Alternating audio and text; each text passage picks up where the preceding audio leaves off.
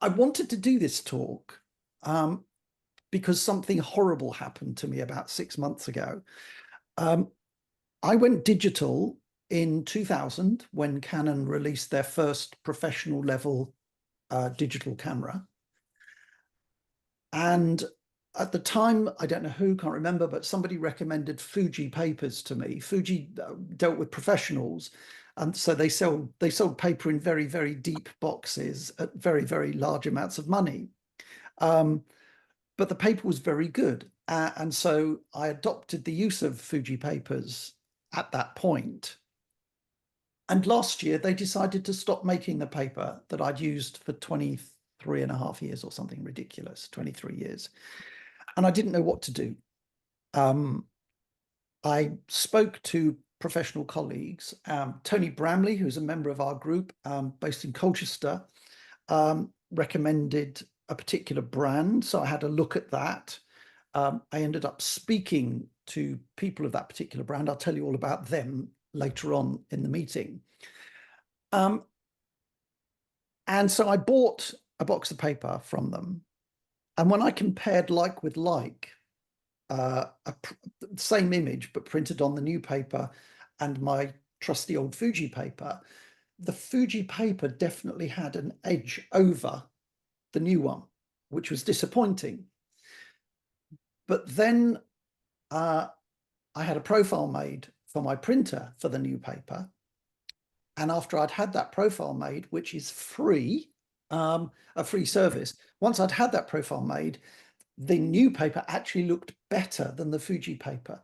So that kind of got me all excited about custom profiles again. So here I am, boring you into early death, talking about color. So more seriously, so what is color management? What is a color managed workflow, which you hear all these ridiculous professionals talking about, and many amateurs as well? And why is it a smart thing to adopt? So those are the questions that I kind of wanted to address this evening. And I wanted to start by kind of asking the question, why do we need it? Why do we need color management? So this picture, which I just pinched from the internet, is of a bunch of cans of paint.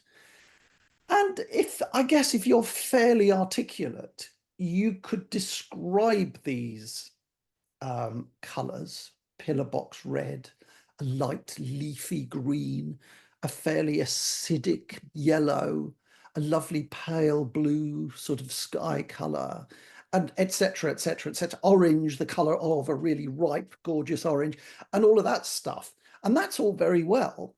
But what the hell happens when somebody says, can you describe the differences between all of these shades of red?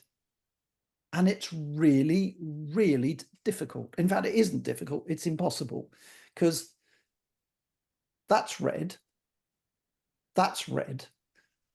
but they're quite different from each other. But how on earth could you describe the difference? And so this is a problem, obviously, that was kind of an international problem.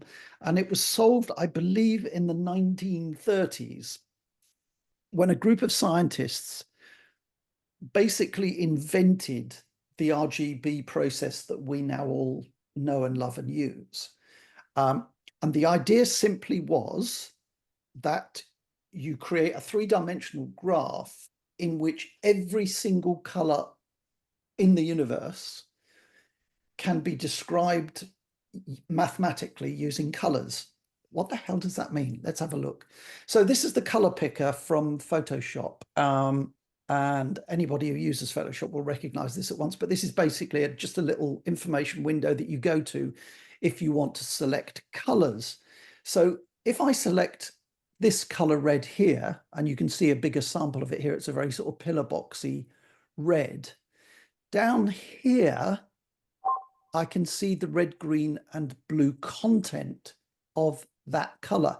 So that color is unique in having 237 parts red, 15 green, and 15 blue.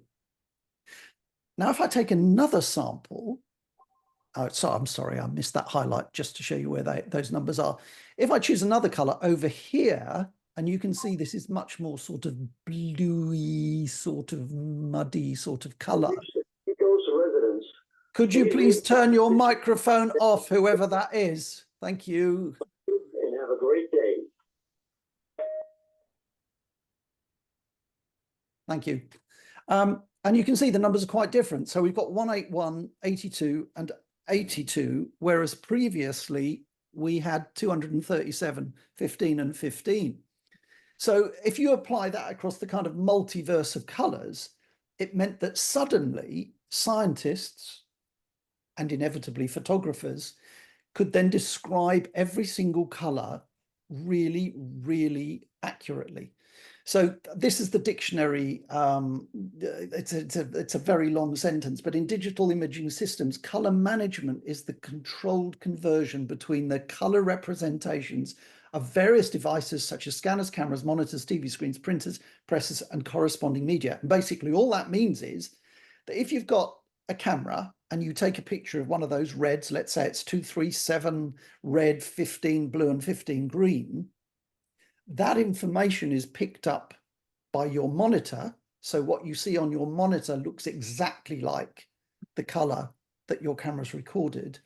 And then when you send that information to your printer, the printer also knows what those colors should look like. So it pushes out as precise a match as it can.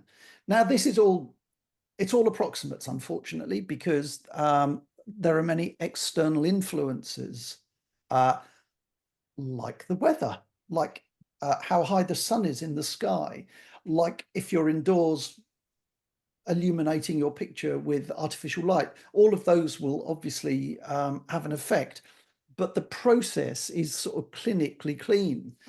Now, originally, Apple provided a means of kind of trying to visually set up your monitor with the correct colors. It was a disaster. It was a failure. And I've got a little collection of optical illusions to share with you here, just to show you just how rubbish the human eye is at detecting correct colors. All of those circles in this image are the same color. And yet when you focus on one, all of the others appear to be different colors. I get yellows, greens, pinks, oranges, all sorts. Really, really difficult. These two X's are exactly the same color. I put a little gray patch in the middle, but if I just get rid of that patch, you can see that the color is constant between one and the other, yet they look completely different.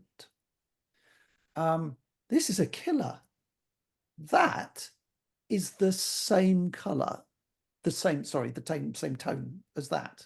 So that the RGB values of this dark gray, or what appears to be a dark gray, are exactly the same as the RGB values of what appears to be a much, much, much lighter gray.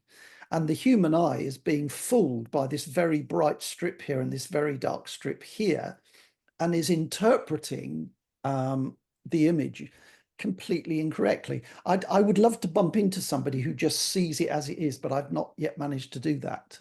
Everybody sees what I see. Here's another really famous piece of art where this rectangle A is exactly the same as this rectangle B. And in a million years, you would argue that they are simply not the same. If there's time this evening, I can open this image in Photoshop and I can actually show you the RGB values of this. And I know for a fact that they are absolutely the same as the RGB values of this. So it gets even worse with color. This is a nightmare. That, what appears to be chocolate brown there, the RGB values of that chocolate brown are identical to what appears to be this orange down here. It hardly seems possible. Do you know what I mean? And it would be easy. It would be easy if, I don't think any of our American friends are here, so I can be rude about Donald Trump. But I imagine a Donald Trump fan would argue this one into the ground. But you know, it's a simple bit of science just to check the tones, and you'll find that they're identical. So you can't trust your eyes at all, but you can trust maths. So it's kind of maths to the rescue, really. So that's what color management is. It's all about giving everything that your camera collects, all the information that your camera collects, mathematical information. So everything has a number, every tone, every tiny nuance of different tone has a different number. And that information is translated by your monitor so that it looks the same. And then it's translated by your printer so that the print looks as close as possible exactly the same. So now we know what it is. How on earth do we use it? Well, I want to talk first of all about a few practical things that I'm assuming everybody in the room makes, with the exception of Ferrers, because he just told me he's only got a black and white printer. But everybody in the room probably makes their own prints. Now, some of these are quite over the top. Nobody expects you to go out and paint your office black, for example, although I have been into laboratories where they're making prints for people where they do work in a completely black space, because everything can change the appearance of colors on the monitor. I'm surrounded by lights at the moment, hitting my monitor, and they're all off when I'm making prints because I want to see the cleanest possible image. And so the recommendation, and even if you only hit one or two of these things, because some of them are really easy to hit, is pull the curtains, close the blinds, just make sure that blinding sunlight isn't pouring through the window, because that can hit the monitor and distort colors. Keep your lights dimmed, if not dark. As I said, I've seen professionals that work actually in a dark room, even though they're doing digital work, they're actually in a dark room. If you can possibly have neutral colors on the wall, I do not, but I do surround my monitor with a monitor hood to separate it from the neutral colors. But in a perfect situation, I would have a neutral gray wall. Don't wear bright clothing. If you wore a pillar box red sweater, if there's any light reflecting back into the monitor, and of course there's light being pushed out by the monitor, so if you're looking at bright pictures, it's going to reflect back onto the monitor. So wear dull clothes, be boring, be Mr. Neutral and Mrs. Neutral. Choose a neutral desktop wallpaper if any part of your desktop is visible while you're editing, because we've all done it. We've all seen, many of us have incredibly bright desktop wallpaper. And all of this stuff can make a difference. And yes, it's tiny, but the trouble with tiny is that tiny's only tiny when there's one tiny.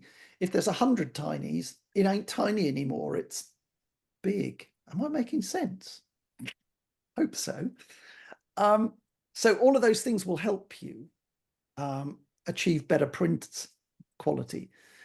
And a quick word about paper and inks. I'm going to do this from the bottom up, really, I think, because avoiding cheap inks is the most important. Because if you're going to run a color managed workflow, you need to know that ink that you buy on the 1st of January 2024 is exactly, not nearly, but exactly the same color as the same color ink if you bought it 2 years later. The trouble with cheap inks is that they can be all over the place. So you cannot, if you're buying inks from the pound shop, there is no hope in hell of running a color managed workflow, because you could set everything up for the inks that are in your printer at the moment, and then 6 months later you could replace those inks with new inks that you think are the same, but they're not. And yes, they're expensive, but if you buy proper original Canon inks, or if you buy proper original Epson inks, they will always be exactly the same, because that's the promise from the manufacturer. And the same goes for papers, which is why it was so important to find a decent replacement when Fuji stopped making the paper that I used. I mean, if you're printing on toilet paper, this kind of really thin, silly stuff that you use for documents, then the prints are always going to look rubbish. But if you're using proper photographic quality inkjet paper, the better the quality, again, better output you'll get. There are three important things I mentioned here. Make sure that if longevity is important, and as a professional photographer, of course, it's very important for me, because if I sell somebody a print and they put it in a window, on a windowsill where direct sun's hitting it, I don't want them knocking on my door 3 months later saying, but my print has faded, because it shouldn't and it needn't if it's decent paper.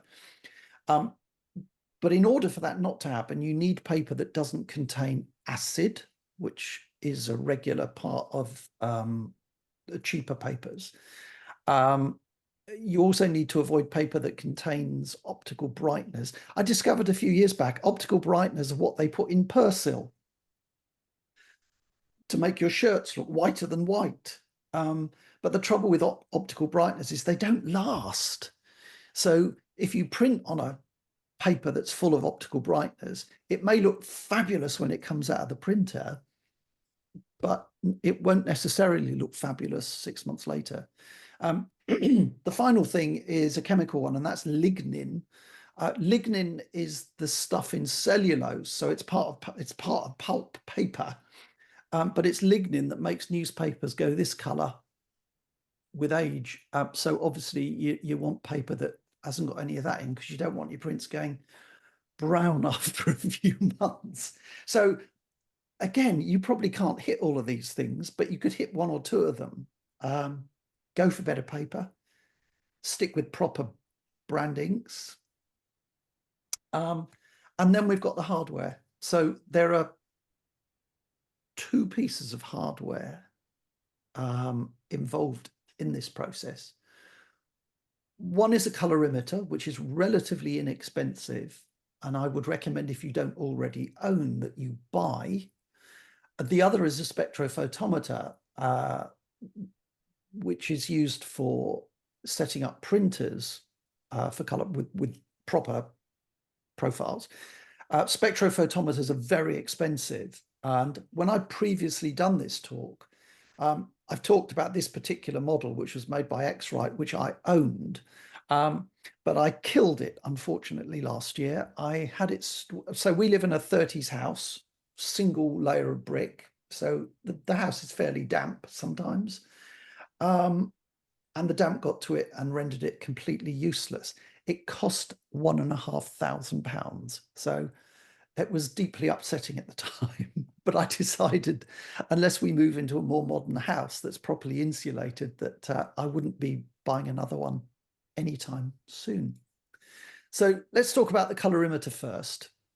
The colorimeter is used to measure transmitted light. So in other words, you use the colorimeter to write a profile for your monitor. That may be a monitor like the one I'm sitting in front of at the moment, which is nothing to do with Apple. It could be part of an Apple laptop. It could be an iMac. Whatever it is, you just attach this little device to it, and it will write a LUT. It's called a LUT, a lookup table, basically. But it writes this tiny, tiny file that contains all of the information to instruct the monitor to basically look at all of the colors that it's being sent in a file, in a picture, in a photo, and then correcting that depending on how accurate or inaccurate the actual monitor is. Again, I hope I'm making sense. Hopefully this will make more sense when you've seen how it works. Now, there are suggested monitor settings, setting a white point of 6,500, also called D65. That's daylight, okay? A gamma of 2.2, which is standard now across the industry. Luminosity is a real problem, because when you buy monitors, generally, they ratchet up the brightness because it looks nice. The trouble with ratcheted up brightness is that when you look at an image, you might think it looks too bright. So you might darken it when actually it doesn't need darkening at all. It's actually your monitor that needs darkening. I hope that makes sense, because it's really important. There was a period early in the iMac years when Apple iMacs, somebody told me, and I don't know whether this is true or not, but somebody told me that they came out with a reading of 300 CD. So it's just eye-burningly bright compared to where it should be. And when you correct the luminosity, when you correct the brightness to where it should be, it looks, at first it can look really dull. But when you then start working on your images and changing the exposure and stuff, you end up with images that are much more accurate than you would if you tried to correct them on a screen that was too bright. Version 4 profiles is a kind of history now. It's and also the contrast ratio, because nobody gives you an option to set those. Now I need to take those off this slide. So this is my trusty MacBook Pro, and I'm just going to walk you through the process of what you do to profile it. And it's really, really easy. This is an X-Write device, and I'm just going to start the software running to set measurements. The glorious thing about this, and I dare say other colorimeters, is it tells you on screen what you need to do next. So you open up the colorimeter and you then hook it over the back of the screen. This is best done in a darkened room, but just so that you could see my hand and stuff, I left the house lights on for this. And it then flashes through a very lengthy collection of colors. First of all, it may ask you to set the brightness value manually, which I'm doing here because it was required by the MacBook. And I'm just I'm just raising and lowering the brightness value until you can see the little orange mark on the green mark here to get it as close to the center line as I can. And that's as close as you could. It then goes through this enormously lengthy process of flashing bright colors at the colorimeter. So the colorimeter knows what values these colors should be. So that it knows, going back to that shade of red, it knows that this particular shade of red should be 237 red, 15 green, and 15 blue. It then compares that with the actual reading coming off the monitor, which might be a bit different from the 237, 15, 15. And then it records a correction to correct that color. And this is all done under the hood and nothing you have to worry about. And that basically is it. So the Apple operating system is clever enough and brilliant enough to recognize when a profile has been written in this way. So all you have to do is now give it a name and hit the save button, and the job is finished. It's quite remarkable. X-Write, then they throw you up some images so that you can compare befores and afters. So I'm just doing a bit of flashing backwards and forwards.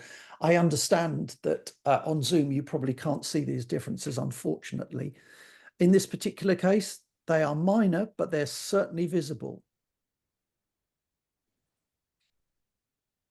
So I now know that my monitor is calibrated as accurately as it is possible for me to calibrate it. So it means now when I open an image in Photoshop or whatever photo editing software I'm using, I know that the colors being represented on the screen are as accurate as they can be. Let's move on to the next slide. So then we move on to the printer, and this is where things for me recently got a bit more complicated, because as I mentioned, I bought this fiercely expensive scientific instrument, which I was really proud of. I bought it initially because I thought I'd be able to make some money out of it by selling profiles to other people, but that didn't work out. So I basically ended up using it just for my own work. but this is called a spectrophotometer, and this measures reflected light. So in other words, if I wanted to measure, let's talk about that shade of red again, the 237-15-15 red. If I put this device onto a photograph and clicked on a particular value of red, it will tell me what those color values are for that particular color. And it does that by basically pushing some light down and reflecting it back off the print. Okay, and I love this. This shot is so ridiculous that you can't believe it's real. But Phil Brew, who is a member of Suffolk Mug, held an exhibition, and he went to a colleague in Colchester where he lives and asked him if he could do some prints for him from his files. And one of the files was of a field of wheat on a really, really late afternoon, stormy, stormy day. And the print that he got back was the one on the right, which was nothing like the image that Phil imagined he would receive. And he asked me if I'd print it, and the image on the left was the one that I created on my printer. And as you can see, they're an absolute world apart. I do not know what the guy in Colchester was doing, but I wish he'd stop it. So how on earth do you go about getting a profile for your printer? And this applies to all printers. It's not just posh, expensive, I mean, and I've got a huge, great battleship of a printer sitting behind me.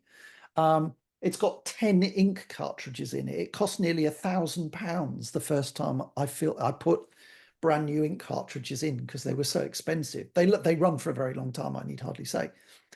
And yeah, okay, you'd expect a printer of this sort probably to come up with some results.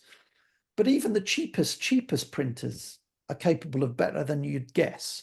So if you find a paper manufacturer that provides free ICC profiles, they actually do all of the work for you. So on the advice of Tony Bramley, a great photographer, a really, really, really talented guy who lives in Colchester. He was a fellow wedding photographer.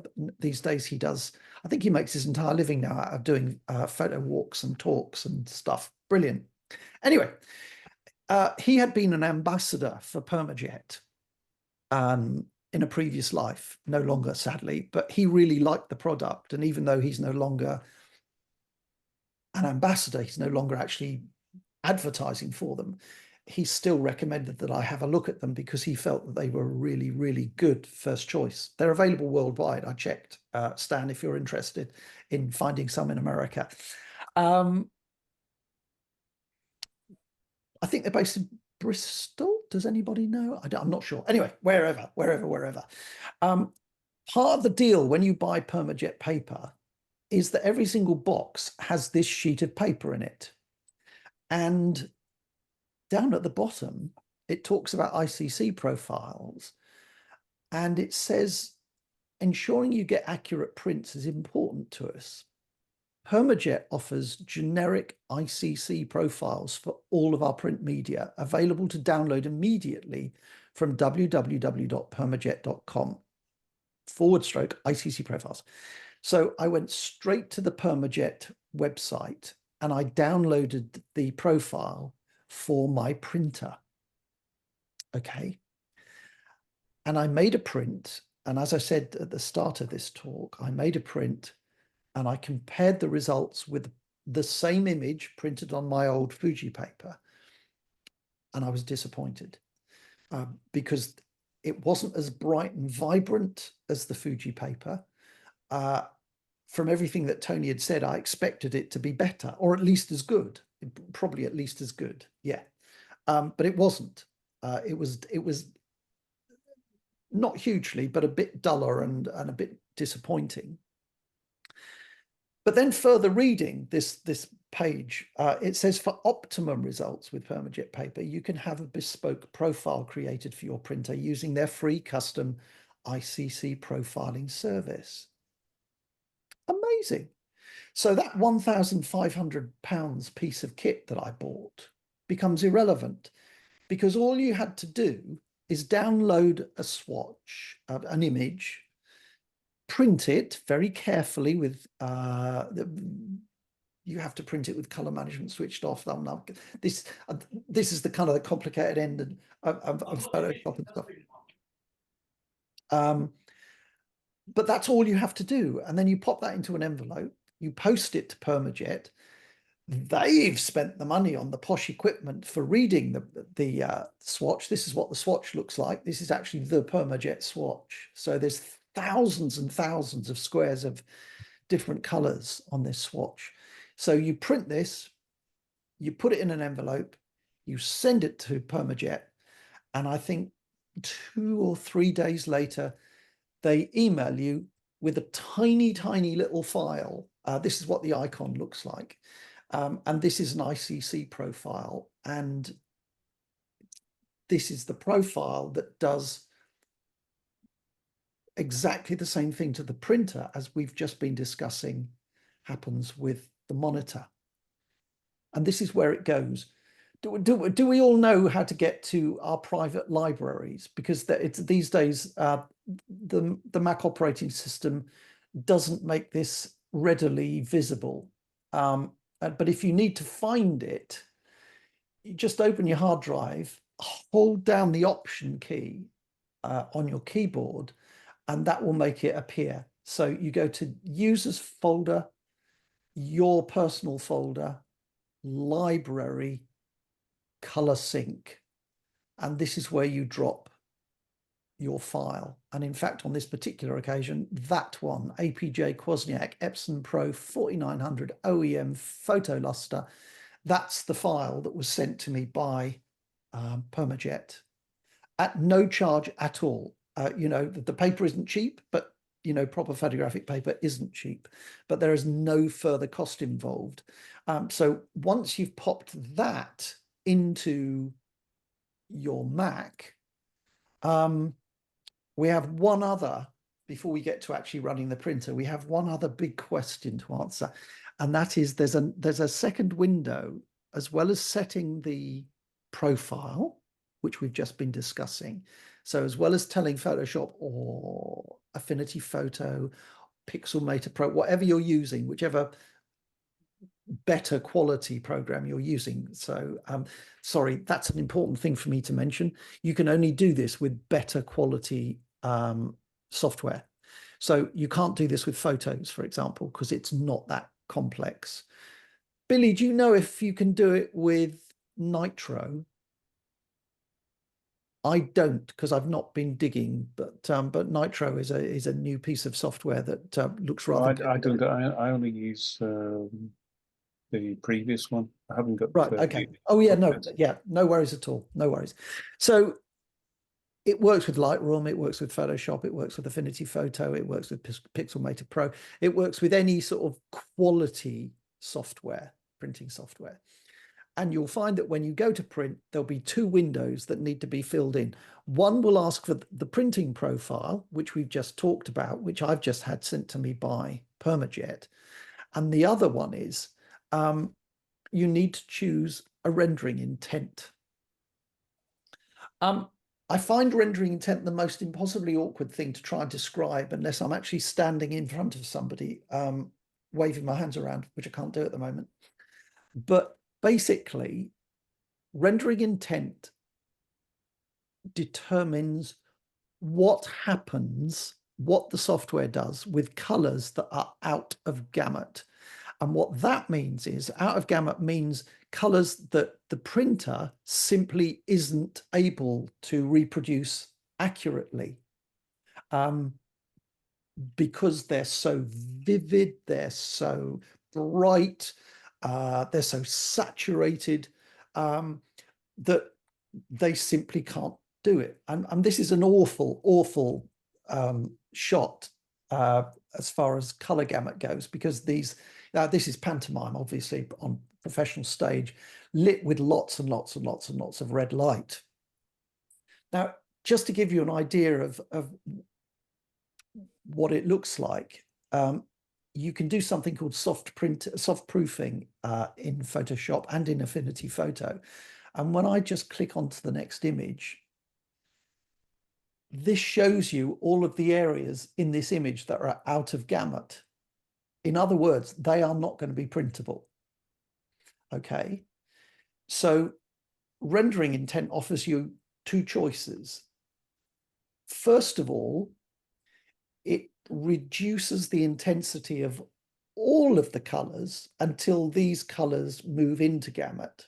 So in other words, the picture becomes less and less saturated until such time as these areas presently green look like that and they're printable. But obviously you've lost saturation, so it's not going to be as colorful. The other type of rendering intent takes all of those areas that are presently green and reduces the areas as solid lumps of color, really, but to the closest printable color, and leaves everything else alone. And that's the system for Panto that I use, because I don't want all of these other tones all over I don't want all of these lovely colors to be desaturated. I want them to stay bright and shiny and colorful and stuff. So I let these, it's called relative colorimetric, and I recommend relative colorimetric as a rendering intent, because 9 times out of 10, you kind of get away with it. Now, that is the difference between an expensive paper and a cheap paper. And you can see there's hardly anything in this image, which is on cheap and cheerful paper, that's going to be printable. So you end up with a very, very dull, ghastly picture if you're printing on cheapy rubbish paper. So this is what the print window looks like in Photoshop. And you can see here, there's a window that says printer profile. And you can see I've got my APJ Kwasniak Epson Pro 4900 printer profile that I've chosen from that list, and I've set it to use that profile. And then underneath that, I have the rendering intent, and at the moment you can see it's set to perceptual, and perceptual is the one that reduces all of the color intensities until everything fits. So I changed that to relative colorimetric, like that. And that gives me the brightest colors, which I always want with theatre pictures, because the more colorful they are, the more attractive they are to prospective punters. Mike? Yes. John Sharman. All the recommendations normally for normal pictures, is that rendering intent? Sorry, say that again. John, sorry, can you say that again? John?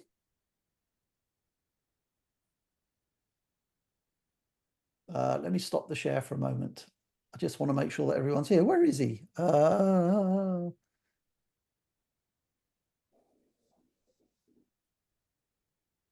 John, sorry, I lost you. What was the question?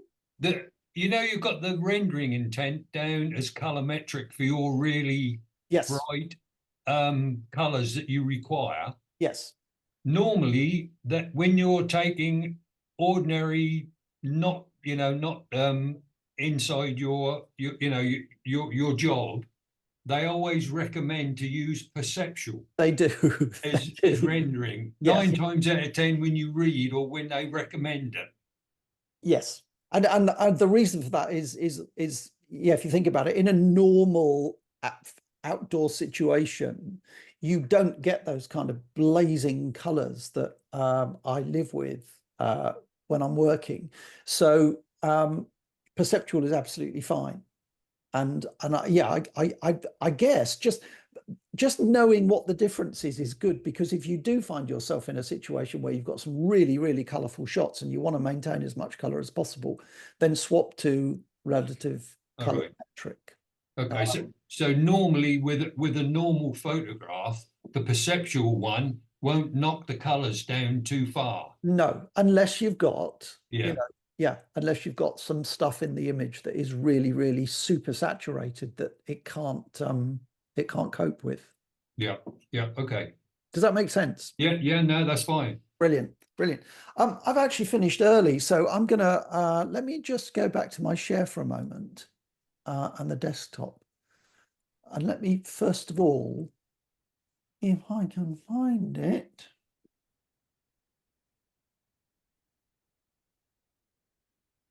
Oh, I've lost. Oh no, there it is. Idiot. So I'm just going to open this image in Photoshop, I hope. Rather slowly tonight.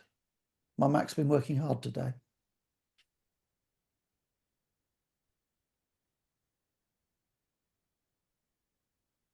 So here's that extraordinary image, and I've got the color picker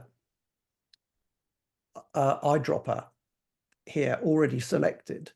And when I run this little icon over the image, up here in the info window, it shows me the RGB values of whatever I'm running the eyedropper over. So if I go to the yellow, for example, I can see this is 255 red, 252 green, and 63 blue. Okay. More important, let's have a look at this deep chocolatey brown. It's 116, 74, 28. 116, 74, 28. And when I go down to the orange one, 116, 72, 29. It's as near as, damn it. Well, there you go. 116, 74, 20. It's the same. It's the same. But is there a living human being that would actually know that? It's quite yeah, it's quite puzzling. Another thing I wanted to just finish with was I want to open a really techie piece of software called ColorThink. ColorThink Pro is a piece of software that enables you to actually analyze the profiles, and you can see exactly what colors are fitting in what. And I'm going to do a 2D one rather than the 3D one because it will save time. So if I go over here and hit this plus button, and I go to my installed profiles, and I'm going to start by going to this profile, APJ OEM 4900 Photoluster.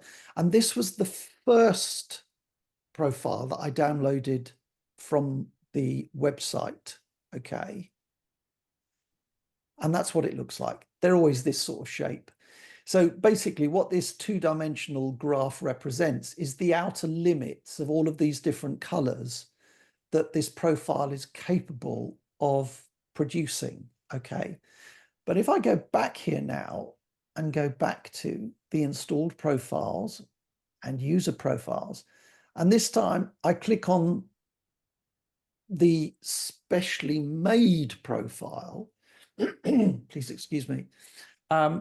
So the profile that was made for me after I submitted that swatch sheet, you can see it's a bit different. It's not wildly different, but it's a bit different. And certainly for me, where lots of the stuff that I photograph is around this kind of area, the yellows and reds and stuff and oranges. And you can see that there's significantly more color available to me when I use this profile, almost all the way around. So by writing to Permajet and asking them to make the profile, for which, as I said, it's a free service, you don't have to pay anything at all. All you do is make a print and post it to them.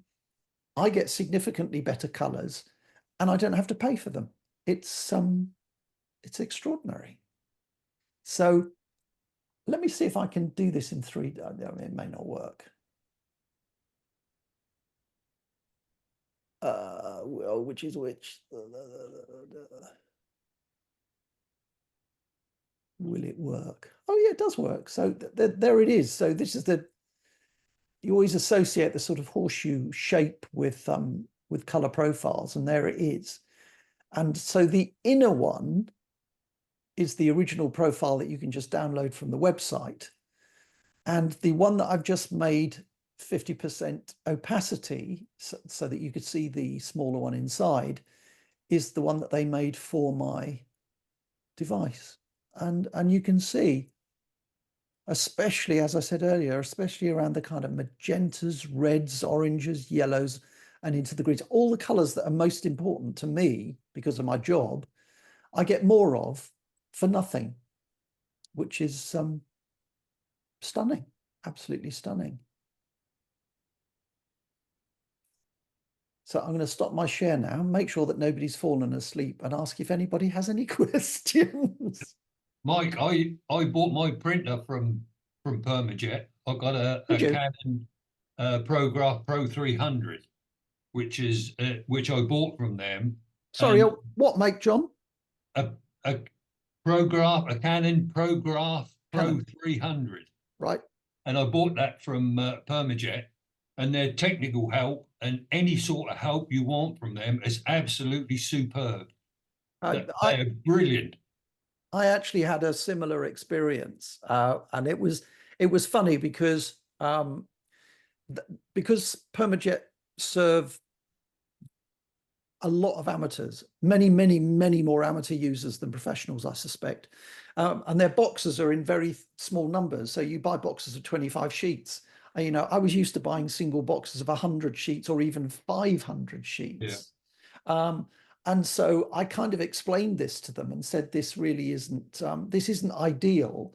And they just immediately offered monster-sized discounts. Yeah. Yeah, they were lovely and really helpful. And I'd recommend them to anybody. Yeah, I've got three of their personal profiles that I use on three of their papers, Oyster and I think it's titanium gloss and their ordinary gloss. And I've got those three. And that does make a difference, even for someone as idiotic as I am. That does make a difference to your pictures. Yes. Oh, for sure. Absolutely, for sure. I mean, I have prints here, which I was intending to actually wave at you, but I did this at a previous meeting that Billy was present at, and he said, you know, unfortunately, Zoom absolutely crushes colors, and you can't see any difference at all. So if we were face to face, I'd show them to you, and you'd go, "Ooh," but sadly, not on Zoom. No, just one more thing. Yes. Years ago, I had a screen profiler, the Spider 5 Pro. Yes. The data color. Now, with Apple's various upgrades, I think when it got as far as Monterey or something, that wouldn't run it. So what profiler now will the M2 chips and Sonoma run? So forgive me, I'm just going to check Safari whilst talking, because X-Rite have just changed their name for reasons I don't understand. Is now Calibrite. So let's go to X-Rite color management. Gosh, my Mac Studio is really creaking at the moment because I've done 2 meetings and obviously been through a lot of apps, products.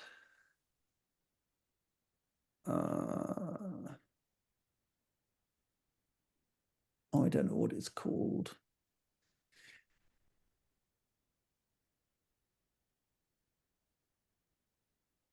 Yeah, I'm not going to be able to find this in 2 seconds. But so if you just Google. So if I go to Calibrite, their site, I should be able to find one that Sonoma will run. Yes. I mean, they've just completely updated all of their devices, so they're brand new on the market. So they're gonna be good to go for many years. I'm sure. So Just one more thing. How does I've got a bank SW27 SW27 or something like that. Cost me about £1,000 to buy about 2 or 3 years ago. Yes. Now that came with a hard copy calibrated certificate. Now, how long will that last for, or isn't that worth the Oh, paper no, it's there's written on? no, that it isn't. It isn't. Oh, I found it. So let me just share my screen and I can show you the Colour Bright base and sort of entry level device. Share. Hopefully you're seeing that. Okay, yeah, display 1, 2, 3. Yep. And so it's £109. And I assume that like previous calibration devices that X-Rite created, they're not sole user. So, you know, if you had chums who could also make use of it, you know, you could perhaps talk them into sharing. Yeah, no, that's fine. But I've used Color Confidence for everything in the past, hardware-wise, and again, their technical support team are quite brilliant because they're all scientists. I mean, they'll talk as technical as you want, and they absolutely know what they're talking about. They're in Birmingham, and the great people, absolutely great people. Mike, Yes. John, I got a Data Color Spider X Pro, and that runs fine on Sonoma. Oh, right. So in which case, John, it might be worth just digging around to see if you can find an updated driver. Maybe. What? This old Spider Pro is old as the hills. Right. Okay. Yeah, this is the one I've got. I don't know if you can see it. No, it's not. It's you need to hold it in front of you. That's better. The trouble is now it's really Spider small. X Pro. Yeah, mine is just called a Spider 5 Pro. So that one you've got, Matt, might be a bit more modern than the one I've got. Yeah, I think Certainly. it's about 2 years old now, from memory. Yeah. This thing has gone back to the ark nearly, so that's quite old. This one. But it works virtually identically to what Mike showed with his Yeah. exploit. Yeah. I think one of the lovely things about color management is I think it's all very difficult to describe, but it's all very easy to actually implement. Do you know what I mean? It's a very simple process.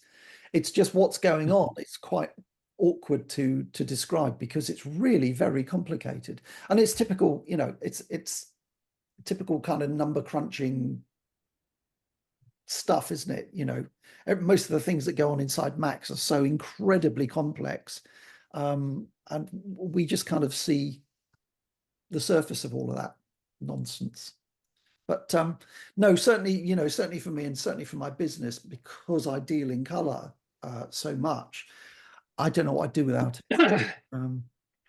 It's been brilliant. Does anybody else have any questions? Because it's only 8:30. I may send you off to your G&Ts a little early this evening.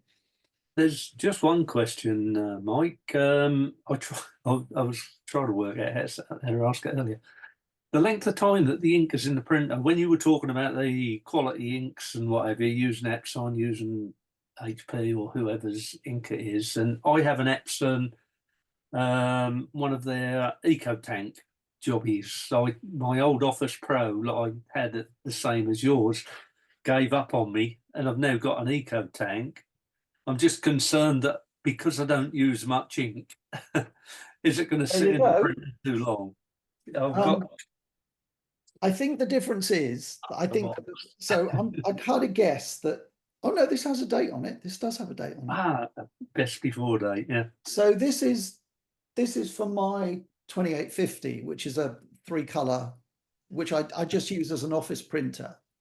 So I use it for notes, and you know, if I'm handing out notes at a talk or something, I'll use this because it's cheap and cheerful, and I can use ordinary paper from Tesco's. So this box I purchased with the printer. At the time it came with one free black cartridge, and I've had it over a year now, and I haven't even started the free black cartridge. However, on the back, it's this box is dated August 2027. So it's got a long way to go. Best before. That's either 01 2020 or 01 2028. I think I need I to hope move it's to not 20. readers. I don't think the printer existed in 2020. I think you're all right. Yeah. The cartridges my professional printer take, which are that's a single box, and they're enormous. That's dated 2026. Yeah, see, I don't do very much colour printing at all. Most of my printing is texty stuff. Yes. So don't print that many photos. So I just wondered about it hanging around too long in the printer and not giving the same quality finish as perhaps you would get if you're turning that over quicker. Funnily enough, it only occurred to me recently because I've recently bought new inks, new colour inks for my EcoTank system. And it did occur to me that, of course, you never actually, because of the design of them, you can't actually empty them, because if you empty them, air gets into the system and it stops working. Yeah. So you have to refill them before they're empty. Yeah. So in other words, you're always going to be dumping new ink on old. Yeah. Yeah. You know, you're mixing it. it's not in your petrol tank. It isn't really a photo quality device. No. Now that said, you know, these big old cartridges, they recommend that you always use in date. I must confess, I have let them go for a year or so, because there are just odd colours that I don't use very much. I'm sure we're probably all the same. You know, there's some colours that I use tons of, and I'm just looking at mine. They look as though they might need a top up tomorrow morning. Actually, yeah, I think Mike, at least one of us to do something. yeah, I think Mike, Cyril here. I think. I mean, I've just bought another printer, and yes, I see the dates on my print on the inks are like 2027. So, got a little bit of time on those. But it also, when I speak to the people where I buy these things from, they said they're obliged to put these dates on, but you know, there's some scope. It's a bit like food, you know, it doesn't really sort of die at midnight on the last day or anything. So it is a gradual thing. And when you consider that they've got an archive life of 100 years or whatever it is, a lot of these inks, it's hard to believe that it would go off inside your printer, really, unless it's, I mean, obviously you've got to use a printer. If you don't use it, yeah, it will clog up. But I found that the cheaper inks, which I was using, they had more tendency to clog up than the Epsom inks. So that's just my point on that. The other thing, I have an ISO monitor, and it's got its own calibration. I use the X-Rite device for monitoring it, and it does it internally because, you know, it knows its own sort of internals. I have the same device. So I'm asking, so my concern, there's two concerns. One is whatever system you use, if you were, because as you showed, when you do the calibration, you're actually adjusting the brightness and that your screen. If you're doing it on a laptop, typically, and you take it around and you just knock that brightness, you're going to throw it somewhat. So you know, it's not like you do it and you can sort of be a bit careless. You still have to be a bit careful on how you. Sorry, I'm not looking at this because I'm looking at the other monitor. No worries. You have I know you're there. careful. Yeah, sorry.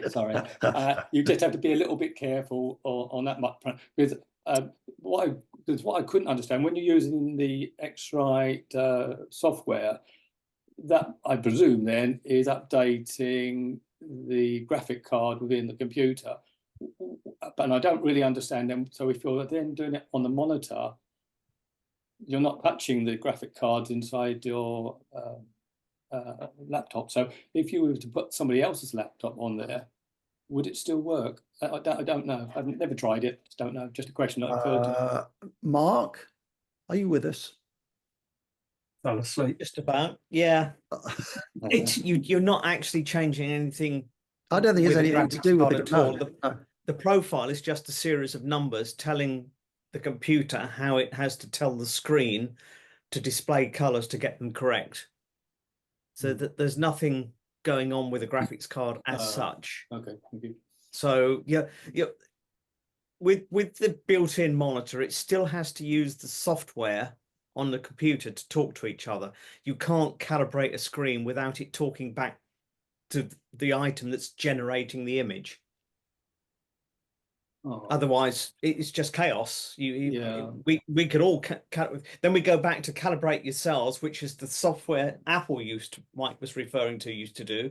You're effectively trying to calibrate the screen with your eyes with some software Apple was running, which is why it never worked properly. It was hadn't got hopeless. prayer. Hopeless. Same thing. You've got to. There is a feedback loop in all of this. You've got to go from one to the other. So you can't. You couldn't have a screen calibrating itself because what's it calibrating against? Itself, and that's never going to work. That's what I don't understand. I don't understand if it's because it sort of knows its own internals, whether it's adjusting things internally. Because you get all the pretty pictures and you see all the adjustments being done automatically. If you don't touch it, you just let it do it. The only thing that could do would be to keep the monitor to a set spec for the monitor. Right. Okay. But unless it feeds back those values into the computer, so the computer can regenerate another color profile, it can't affect anything else. It can only make sure that it's set in one particular point, one way. It's got one profile for itself, and that's where it'll always be. Because all of the monitors, however good they are, will change over time. Their light output will change, their color profiles will change as things age. I used to, I'll see if I can just quickly find it, but in the early days of doing this talk, CRT televisions were still in stores. And I should be able to find this, hopefully. But I started working in TVs, and that's where I started repairing. And you always saw in the shops different abrasive TV sets, and every color picture was different. Yes, everything was different. You can set them up the same, but it takes time. Again, you could calibrate them. They never did, though, because by the time somebody's got it home, they've got no idea what their screen looked like compared to somebody else's. I wish I could find it, because I went into John Lewis and I said, can I take a picture of your televisions? And they basically told me to bugger off. So I went into Hughes, and Hughes were lovely and said, do whatever you like, mate. So I found it. Okay, so let's just put this up on the screen. Actually, these aren't CRTs. These are, no, I beg your pardon, these are not CRTs there. So it wasn't that long ago. Let me just share my screen again for a second. And you'll probably tell me you can't see the difference because can you see? Yeah, the you can tones? see Yeah, because I know that Zoom crushes all of this. But yeah, so how during that period, how anybody actually made a proper sane decision about which TV was producing the best colors is beyond me, because they're all slightly different. So it was crazy, absolutely crazy. Oh, look at the price. That's £1,000. Oh, golly. How big is it? I don't know, but it doesn't look very big to me. Not very. It doesn't look no bigger than a 20-odd, 30-inch TV. Yeah, something like that. I know, and I don't think, so this was 2013. So I probably took this shot in 2012. So it's 12 years old. Yeah, it's probably 20. Yeah, it's probably about 30 inch or something, isn't it? Man. Yeah, because that would be pre-OLEDs as well. Yes. So does anybody else have any questions? Even Billy? I mean, this might be beyond the scope of this, but cameras, they tend to be set for sRGB because the output is going to screen. But they recommend if you're going to print, to set it to the Adobe 1998 profile. yes. Have you any thoughts on that that are relevant to the printing process? That make it Only different. only that I know that my printer, which has got, as I said, it's got 10 cartridges in it, that has a wider color gamut than sRGB. So so it makes no sense to use sRGB. So I prefer all professional cameras, and I'm guessing probably all DSLRs offer the choice of one or the other, and I would definitely go with Adobe 1998 because it's a bigger gamut and the camera can easily record it. And if you're using a decent printer, the printer can, the printer can cope with it. So does that mess up these? I mean, I've never experimented with it, but does that mess up the screen colors in a way that anybody would notice? no, because I mean, if you've got a decent monitor like the ISO that we've been talking about, mine I think is probably the same model as it was John's, wasn't it? John, did you say you were using an ISO, or was it Cyril? No, Cyril. Cyril, sorry. Mhm. So this is it's a very expensive bit of kit, but of course, I'm working at it all day long every day. So I bought a device that is capable of showing. I think they promise something like 99% of Adobe RGB 1998. So a cheap and cheerful monitor will not show the colors, but that doesn't mean they'll mess them up. They just won't be visible, if that makes sense. So your bright reds on screen may not be quite as bright as the bright reds that come out of your printer if you're using a big old printer like the one behind me. What about the Apple? Is it P3? Where does that fit into the? So that's video, isn't it? And I think that I believe P3 lies somewhere between. I hope there's somebody who can correct me on this, but I believe P3 sits somewhere between sRGB and Adobe 1998. But I don't know, because I don't do video, and it was a video codec. Is that the right word? Whatever. Oh, fine. Sorry. Apologies. Outside the scope. Yeah. Sorry, you're dealing with Dumbo here. No, not at all. Just as an addition, Mike. I mean, I've just got this new printer, so I was desperate to try and try something, and I used a generic profile, the same as you tried. But I also had a reference print sent to me some while back, a couple of years ago, 3 years ago, from Merit. And so what I did is I used that profile, and I'm still to actually use the printer for real prints, as apart from this downloaded image file of this reference image. And so I had an image actually sent to me already printed on their paper. And I did a comparison, and I was really chuffed with the colours. So it didn't seem that far off a bit against a reference print, as opposed to you were showing it as a on your diagram that you showed the profile. So I've actually done it by looking at a reference print sent to me, and I was chuffed with skin tone, the lot. So I'm tempted just for the to try that for a while with my own prints, but I'll also do the same as what you've done, and that's send off and get a profile specifically for my printer. Yeah, I mean, as I said, it's free, so it makes no sense not to. I found my notes from 2013, and I don't know if you can see this. So I showed you what soft proofing looked like, and that the green areas of this image of these two girls playing their musical instruments were areas that couldn't be recorded on different types of paper. This is a picture of really cheap Tesco's, a ream of paper for like £2.99, and almost the entire image is unprintable. And yeah, sadly, you've got to spend money. It's the only answer, unfortunately. Mike, When you do print, and Mike, or I just dabbled a bit, but when you do print and you realise to get good, consistent prints, it's not an easy thing to do. It becomes easy when you have absolute trust in what you're seeing on your monitor.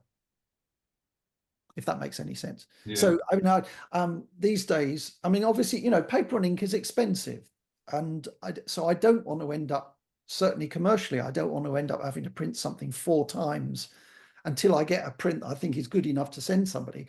I want to make sure the file is correct and send it to the printer and send that first print out of the printer to the customer. And that's basically what a color managed workflow does. You know, if you've got it sorted correctly. I've talked about this in the past, but I've had terrible experiences with professional labs. When I applied to the Royal Photographic Society for my associateship, which was in 2014, I didn't feel secure enough to do my own prints. And I can't remember, oh, he's left, unfortunately. I can't remember the name of the lab that I used, but it was one of the most highly regarded professional labs in this country. No. And they charged a ton of money and the prints were absolutely terrible. And when I complained, they said it was my fault. So I will never be without a printer of my own because I trust it completely. I trust what comes out of it. Oh, no. If the prints are rubbish, it's because I've not handled them properly. I've not handled the files properly. So, Mike. yes, Stan. Yeah, I've my old Canon Pro 9000 has ended its life and is now resting peacefully at the Foxhall tip. And so instead, I'm now using the Epson Eco Tank, which is not too bad. Will my old profiles that I used with the Canon still work on the? No. I'd like to start again. No, profiles are absolutely unique. They're unique to a particular type of ink and they're unique to a different particular type of paper. So every time you change anything, you need a new profile. Okay. So I've still got some Permajet paper. So I'll be redoing it with the Epson. Well, yes. I mean, have you got that information about yeah, how to get the profile? Yeah, I've got the sheet. Still got the sheet. Brilliant. In the box. Good. Go for it. It's free. We like free. And Permajet are in Stratford-on-Avon, by the way. Oh, it's Stratford. Sorry. Oh, yes, I did I did have that recorded somewhere distantly in my head. That's half of Bristol. No. What are the other big players in this market? I mean, you mentioned that Permajet tend to be more amateur than professional. Who do the professionals use these days? Or that part of the market who actually provides the materials? I don't know. I mean, Fuji were great. I don't really even understand why they discontinued the luster paper that I was using, but obviously it's just not popular. I cannot use gloss paper for professional needs because in theatres, if they're putting prints up front of house, people are, you just can't keep people with stupid sticky fingers away from them, and they get ruined. Whereas a luster paper obviously doesn't show that anywhere near as badly. And so they didn't stop making paper; they just stopped that particular paper. Ilford might well support professionals. I don't know. But Tony was so ravey about Permajet, and I've had such good service from Permajet that I'd happily recommend them to anybody. Yeah, my experience, over the years, I've used a photo speed. I've found them equally as good, and they have a lot of professional photographers who are ambassadors to their product because they're always on there discussing it and so on. So I stick with them. I have tried a couple of others, but I really, once you get sort of set in your papers, I think with your whatever type of photography you do, that's what you sort of stick with, because that's what you know. Because if you chop and change, you're never really settled, and you're forever making these finite changes. So I think really you stick with one, and if it doesn't work for you, then you move on. But chances are that would be fine. That's always been my policy as well. The moment you start offering people choice, it costs more money. Yeah, fortunately. Basically. So, Yeah. I mean, the other way of doing it, of course, is they do these sample packs, which is what they're designed to do. yes, Where you get I don't know, 10 sheets or something, two of each, and the idea there is that you would have one that you would try, and then you would send one off as to get your profile. So I think that's the sort of basis behind them, really. yeah, I didn't try that. I didn't try that. When I phoned Permajet and I explained what had happened, and explained that I'd been a kind of long time customer, many years, more than a decade, with Fuji, and I needed something to replace this particular paper. Oh, well, it's also very heavyweight, which is also something that professionally I quite like, that my photos are, they're 300 GSM, which is really thick. So it's bordering on card rather than paper, and it has a nice professional feel about it. And they immediately said, "Oh, you need this," and recommended their Pro Luster, which Mike, is yes, when I get my new profiles from Permajet, yes. how do I insert the profile into the computer system? What's your computer? It's a Mac.